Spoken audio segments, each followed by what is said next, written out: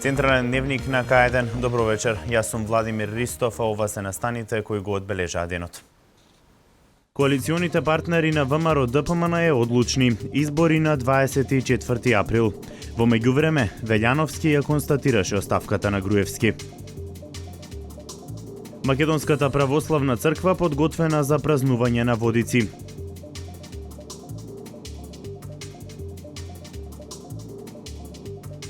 Ниските температури го диктираат темпото на живот, сметаат анкетираните велешани.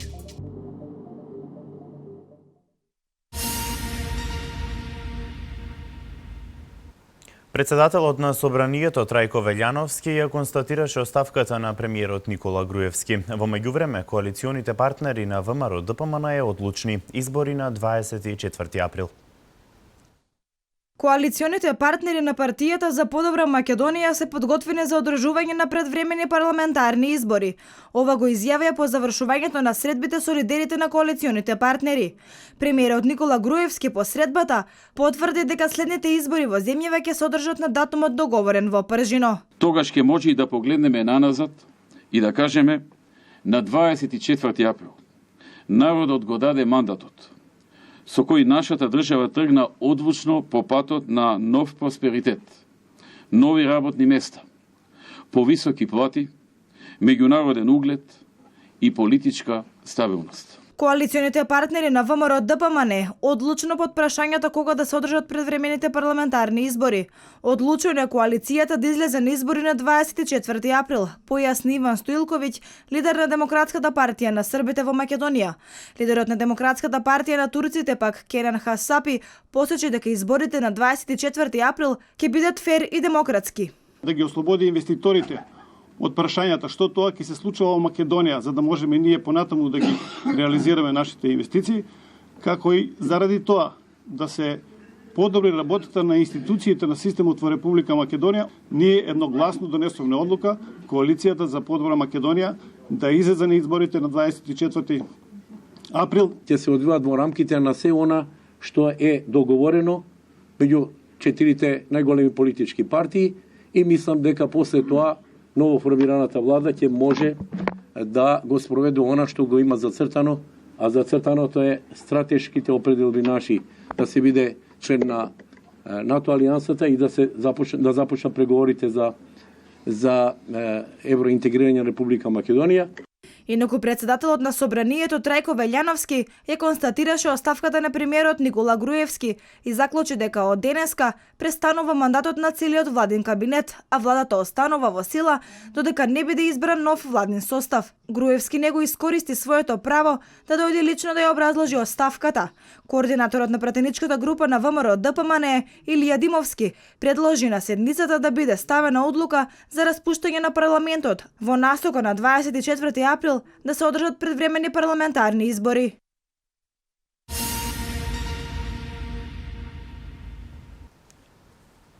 Македонската православна црква е подготвена за празнување на празникот Водици. Како ќе се одвива светиот чин утре, дознаваме од прилогот на колешката Дијана Иванова. Во сите храмови на Македонската православна црква денеска се изврши чинот на големиот богојавленски водосвет. Ова е чин кој што се одржува два пати во текот на годината. Првиот пат во храмовите, а вториот е утре, на самиот празник, кога се извршува водосвет надвор во најблиските реки, езера и базени. Во црквата Света Богородица, Светата Василиева литургија ја водеше владиката по вардарски Господин Акатангел.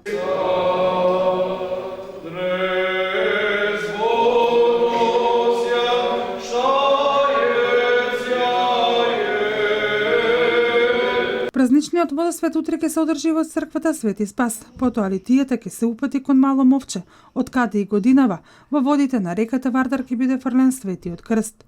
20 на момчиња за сега се пријавиле дека ќе запливаат во Вардар по Светиот крст. До сега се имаат пријавено околу 20 на млади момчиња, храбри, кои што се надевам со текот на годините се повеќе и повеќе разбираат смислата за која што влегуваат во водите на нашиот осветен македонски Јордан, реката Вардар, затоа што после влегувањето на честниот и животворен крст, сите води се осветени и тие влегувајќи самите се очистуваат од сите гревови и полнејќи вода, носејќи ја во своите домови, вода богојавленска наречена, која што останува преку текот на целата година онаква како што е наполнена, односно не се расипува, значи.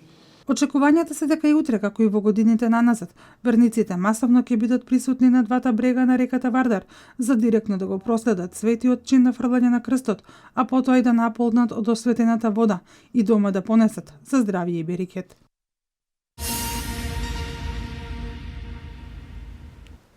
Така ќе биде утре, како се празнуваше водици низ годините во сторијата на колешката Емилија Ричовска.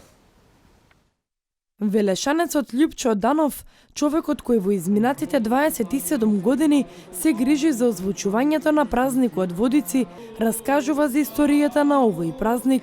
Освен што тој самиот е сведок на бројни настани и моменти, тој се навраќа и години наназад од приказните кои ги слушал кога фрлањето на крстот не било дозволено на нашиот Јордан, реката Вардар. Некаде во 70-тите години, според кажувањето на еден мој чичко, Киро Манчев, познат златар којунџија од Велес, кажуваше дека не било дозволено, односно тие не испаѓале овде на Вардар, како сега, да го фрлат крстот, и дека крстот се едноставно фрлал, целата процесија се одвивала во дворот на црквата, и неколку луѓе тие што се собирале тогаш 10 мина, вели се соблекувавме, засукувавме ракавите во една ранија, бакарна ранија, и кога се ставаше вода, се светеше водата и се фрлаше крстот, а ние во ранијата го фаќавме крстот. Години подоцна, крстот за Водици се фрлил и од стариот мост на реката Вардар. Со доаѓањето на дедо Михаил, на чело на Вардарската епархија, за прв пат од стар мост, значи одовде, од овој мост, се фрлил крстот во реката Вардар. Тогаш, меѓу другите, биле присутни Кире Папазов и Ицо Картуш. Потоа тука Јове Букварот и така некои постари велешани биле, и според нивното кажување тоаш интервенирала и милиција. За фаќањето на светиот крст ни раскаже и фотографот Боре Левков. Тој заедно со Љупчо од самите почетоци од 89-та година низ објективот на неговиот фотоапарат го документира празникот и моментите на фрлањето на крстот. Левков потсети на приказните кои тој ги слушал за овој ден. Во 40-тите години кога се фрлал крстот во Вардар, така да таа личност котето често се спомнуваше и јас како млад сограѓанин, како човек, како фотограф, имав чест да го запознам. Ми остави тоа така некој впечаток, котето кој што го фаќал крстот уште во тие години, тоа го знаат нашите најстари велешани. За Водици од црквите од двете страни во градот се движи поворка, литии кои се соединуваат и продолжуваат се до Малото Мовче. До тогаш свири стара македонска песна. Од 10 до некаде 11 часот свири музика која уште на времето Протостојко ја побара да ја обезбедиме, и секогаш процесијата, односно музиката, започнува со една стара македонска песна Море сокол пие вода на Вардарот. Тоа е еден лајт мотив наш овде велешки, и редовно таа песна 27 години ја започнува, значи, онаа музичка подготовка, односно го започнува настан. Ниту ниските температури и студената вода на Вардар не ги поколепаат учесниците да се фрлаат по крстот за здравје, благослов и берекет. За фрлањето на крстот има интересни моменти. Некој пат многу рано влегуваат момчињата внатре во водата, па им е ладно, па почнуваат да бараат побрзо да оди тоа и така натаму. Меѓутоа во секој случај до сега немало пех, немало кикс, а и самите луѓе викаат дека никој не се разболел од тоа, дека секогаш некако што вика денот си е таков и да влезеш во Вардар нема да се разболиш. Денес христијаните масовно го прославуваат празникот Богојавление. Во Велес низ годините има десетици учесници во фаќањето на крстот, но и преку 10.000 граѓани собрани на едно место да го чествуваат овој голем празник.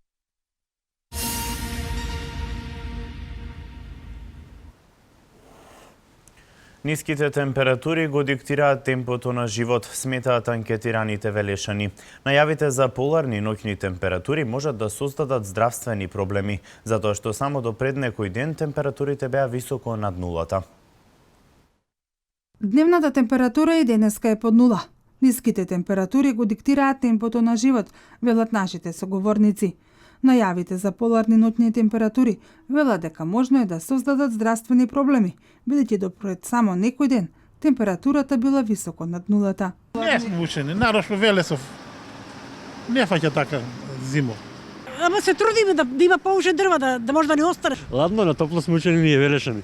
Повозрастните Велешани пак велат дека во минатото често се случувало во јануари, дури и дневната температура да биде 15 степени под нула. Мислам дека нема да има минус 21, тука околу 15-16 минус може би, а до толку сме издржале. Ладно време имаше, солендарци имаше по цело метро паѓа вака, до земја имаше, а сега нема ништо таква природа, не дава ништо природа такво. А тога имаше многу зима, појаки зимиња. Најавите за ниски температури се причина надлежните да започнат процес за подготовки на евентуално згрижување на оние кои се без сопствен дом. Според информациите со кои располагаме, во изминатите неколку дена, екипи на локалната самоуправа контролирале дали има лица кои ноќите ги минуваат под отворено небо. За сега таков случај не е евидентиран. Сепак, се очекува официјална информација од Центарот за социјални грижи. Дали тие имаат евидентирано бездомници на територијата на општина Велес.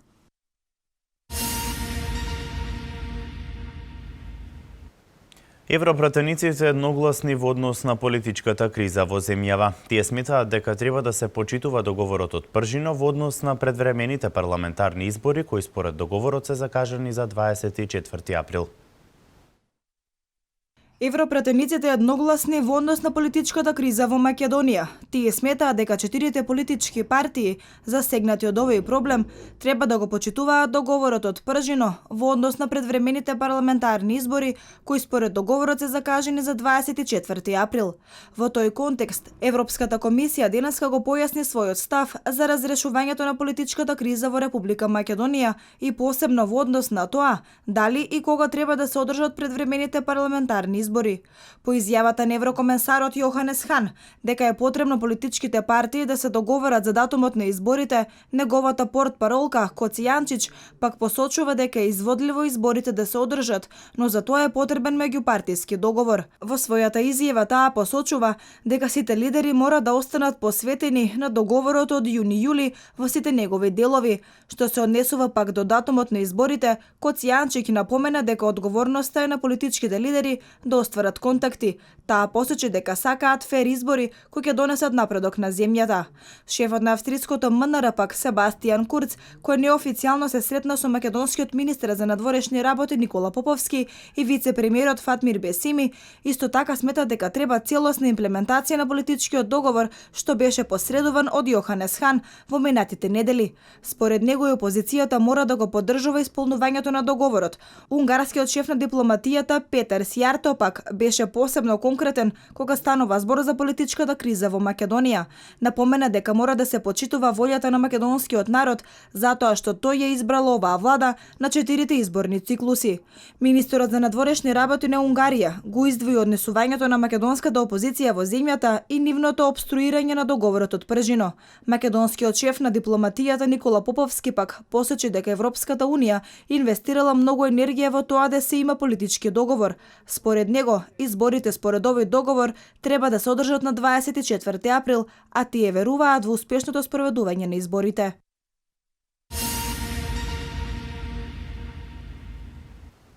Министерството за култура и годинава со поддршка на културниот развој и избогатување на културната понуда во нашата држава.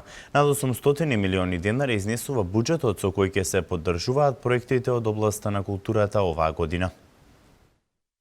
Развојот на сите дејности од областа на културата, меѓународната соработка, како и сите започнати капитални инвестиции се приоритет на проектите во годишните програми на националните установи. Изминатава година имаше рамномерен развој на сите дејности, негување на вредностите на сите етнички заедници кои живеат во Република Македонија, афирмација на македонската култура во меѓународен контекст, но и во делот на издаваштвото. Посебно ме радува и сум среќна што што сме неретка, тука единствена, морам да кажам, држава во регионот и пошироко, каде што доста се вложува во делот на издаваштвото. Ние со самата стимулативна мерка и покрај оние проекти што се капитални во делот на издавачката дејност, значи ние воведовме стимулативна мерка се со цел да ги потикнеме странските издавачки куќи да се јават на конкурс и да одржат наше македонско дело кое што ќе го преведат на друг странски јазик. Значи досега имаме поддржано огромен број на вакви странски издавачки куќи, над 60, и огромен број на превод на македонски дела на 18 странски јазици. Она што посебно радува е дека оваа мерка позитивно е прифатена од писателите и самиот факт дека македонската литература доби на светски размери за нас е мотивација плюс да продолжиме понатаму, потенцира Милевска. На локално ниво во рамки на локалните установи поддржани се проекти во програмите на домовите за култура во Демир Капија, Кавадарци, Свети Николи, Ново село, како и активностите на јавните установи, младинските културни центри и културно-информативниот центар, кои традиционално ќе ги реализираат манифестациите Види музика, слушни слика, доби книга, Звуците на чаршијата, која годинава одбележуваа 10 годишен јубилеј, како и бројни концерти на млади надежни музичари и концерти по повод јубилеи од концертната дејност на веќе истакнати музички уметници. Во делот на овие капитални инвестиции ќе се вложиме максимално, како и досега, и посебно ме радува што, еве да не кажам 99-100%, што над 95% во делот на голем број на културни проекти кои што се реализираат иницијативи овде во Република Македонија се со силна подршка и на Министерството и на владата на Република Македонија. Мене многу ми е драго што културата навистина завзема едно значајно место во системот, во срцето на системот на општествениот развој на нашата држава. Министерството за култура и во 2016 година продолжува со активностите за обезбедување на интензивен културен развој, збогатување на културната понуда во нашата држава, унапредување на статусот на авторите и уметниците. За 2016 година буџетот на Министерството за култура изнесува 3,8 милиарди динари и во однос на минатата година е зголемен за 5,22%. Програмските средства за 2016 година изнесуваат 864 милиони 999 илјади денари.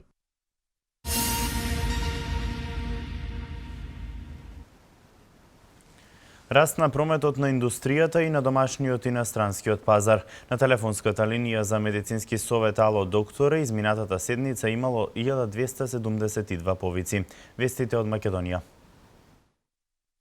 Прометот во индустријата остварен на домашниот пазар во ноември 2015 година во однос на ноември 2014 бележи пораст од 4,2%, а прометот остварен на странски пазари бележи пораст од 12,7%. Гледано по сектори, прометот во индустријата во секторот рударство и вадење камен во ноември 2015 во однос на ноември 2014 година бележи пораст од 13,5%, а во секторот преработувачка индустрија бележи пораст од 10,9%.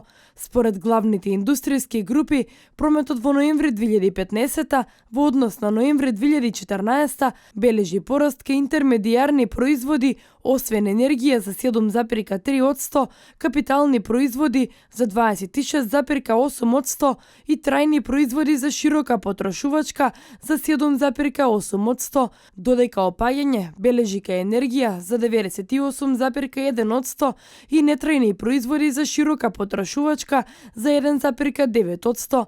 Прометот во индустријата во ноември 2015 година во однос на октомври 2015 година бележи пат од 4,1%, додека во периодот јануари-ноември 2015 во однос на периодот јануари-ноември 2014 раст од 9,2%.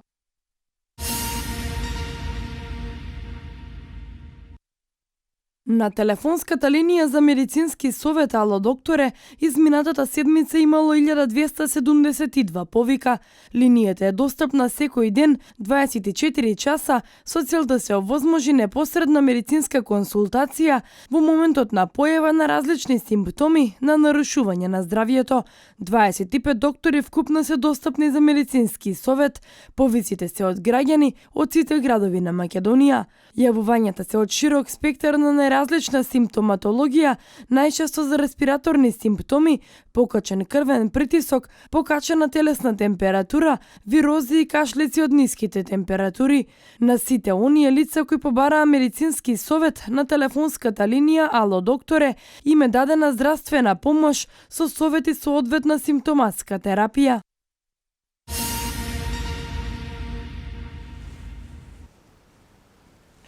Турскиот суд го продолжи притворот за 10 сиријци осомничени за нападот во Истанбул. Спасени се сите 60 патници и членови на екипажот на туристички брод, откако истиот се запалил во близина на брегот на Нов Зеланд. Вести од светот. Турскиот суд го продолжи притворот за 10 сиријци осомничени за самоубиствениот напад во Истанбул во вторникот, при што загинаа 10 германски туристи. Вкупно 17 државјани на Сирија вчера беа изведени пред суд во Истанбул под сомнение дека се поврзани со напаѓачот. 6 мина од нив беа ослободени со кауција. Турските власти соопштија дека извршителот на нападот бил сиријски државјанин поврзан со Исламска држава.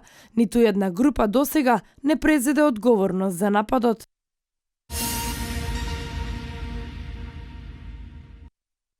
Спасени сите 60 патници и членови на екипажот на туристички брод, откако истиот се запалил во близина на брегот на Нов Зеланд. Според локалната полиција, бегајќи од пожарот, сите патници скокнале во морето. Тие со бродот се враќале од островот Вакари. Според очевидци, огнот избувнал во моторот, а потоа брзо се проширил низ целиот брод.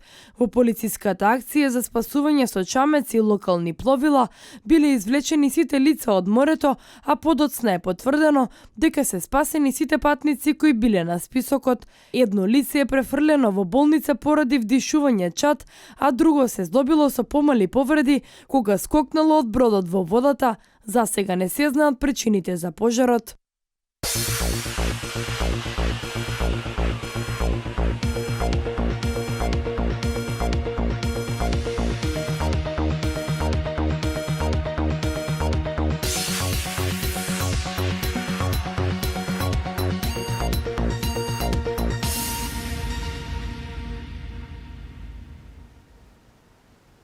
Ракометната репрезентација на Македонија го доживеа вториот пораз на Европското првенство домаќинот Полска. Капитенот на репрезентацијата Кире Лазаров гортна својот тим. За ова и останатите вести од спортот во продолжение. Ракометната репрезентација на Македонија го доживеа вториот пораз на Европското првенство од домаќинот Полска, кој беше подобар во второто полувреме и ги искористи сите грешки на жолто-црвените. Голем проблем во нашата игра беа промашувањата во нападите од 45-та до 55-та минута, но и техничките грешки на Филип Лазаров направија проблеми. Грешките во нападите во второто полувреме и расположениот Славомир Шмал ја спречија Македонија да ја освои првата победа на Европското првенство во ракомет, и тоа против домаќинот Полска, кој одигра силен меч полн со неизвестности и резултатски промени.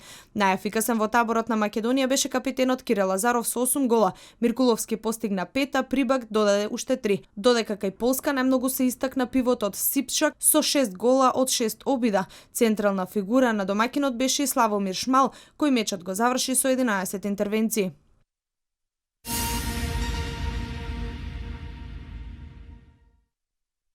Капитенот на македонската ракометна репрезентација Кире Лазаров веднаш по завршувањето на надпреварот се огласи на социјалните мрежи и испрати јасна порака пред наредниот решавачки меч со Србија на Европското првенство, кој ќе се игра во вторник. Горд сум до небо на овие мои 16 браќа, храбри и сплотени како никогаш со јасна цел во главата. Тоа што не убива ќе не направи посилни. Ве сакам сите од срце, без емоции. Одиме напред, Македонија вечна, напиша Кире Лазаров.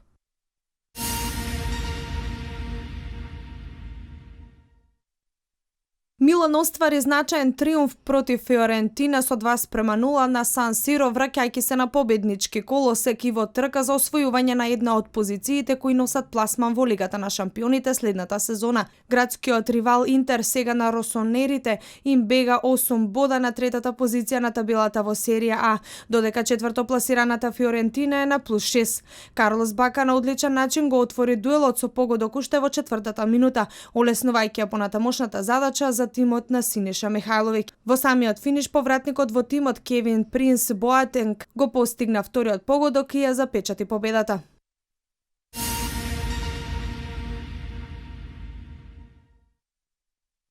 Фудбалерите на Барселона остварија уште една убедлива победа во премиера совладувајќи го Атлетико Билбоа со 6-0. Гостите уште на самиот старт влегоа во големи неволи. Голманот Ираизос доби црвен картон, а Лионел Меси од пенал го отвори резултатот во 6-та минута, со што ситуацијата се олесни за каталонскиот тим. Неймар зголеми на 2-0 пред полувремето, а во вториот дел Барселона уште 4 пати ја погоди мрежата на противникот. Луис Суарес постигна хет-трик, а Иван Ракитик се запиша во листата на стрелците.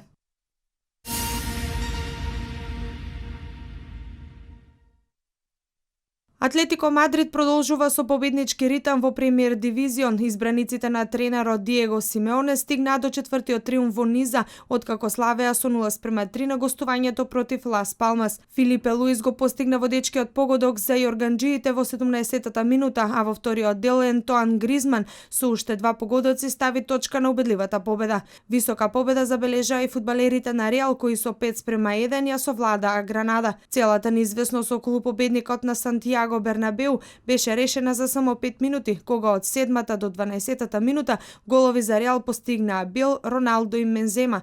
До крајот на мечот уште по еден гол постигнаа Роналдо и Бензема, а честа на гостите ја спаси Лопес.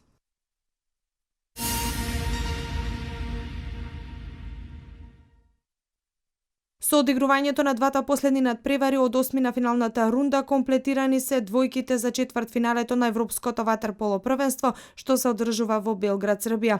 Селекциите на Русија и Грција се двете последни кои се пласираа меѓу 8-те најдобри, откако беа подобри од своите ривали. Русија против Германија со 9-6, додека Грција беше поуспешна од Романија со 15-9. Со тоа познати се и сите 4 пара за четвртфиналната рунда, која ќе стартува денеска со мечот на Шпанија против Грција со почеток во 18 часот и 45 минути, а потоа и Србија против Русија со почеток во 20 часот и 15 минути. Во истите термини утре ќе се играат средбите Италија против Црна Гора и Унгарија против Хрватска, по кои пак ќе бидат познати паровите за полуфиналето.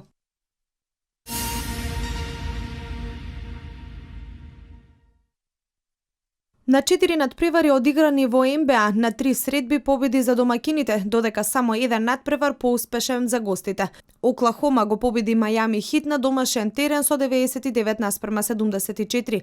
Кевин Дурент беше најдобар поединец со 24 поени, додека кај Мајами најдобар беше Двейн Вейт. Сан Антонио исто така оствари убедлива победа против Далас со 112-83, што представува 11-та победа во серија за фантастичните Спарси.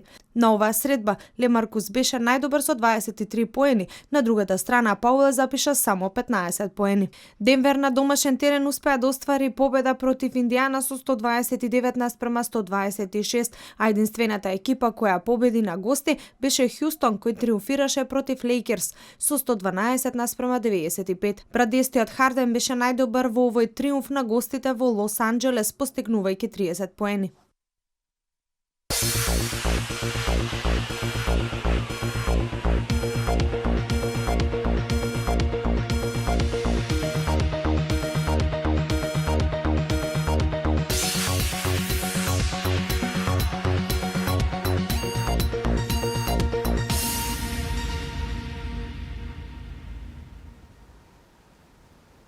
Времето денеска претежно облачно и студено, дува силен северозападен и североисточен ветер. Максималната температура ќе достигне до 2 степен. Еве ја деталната временска прогноза.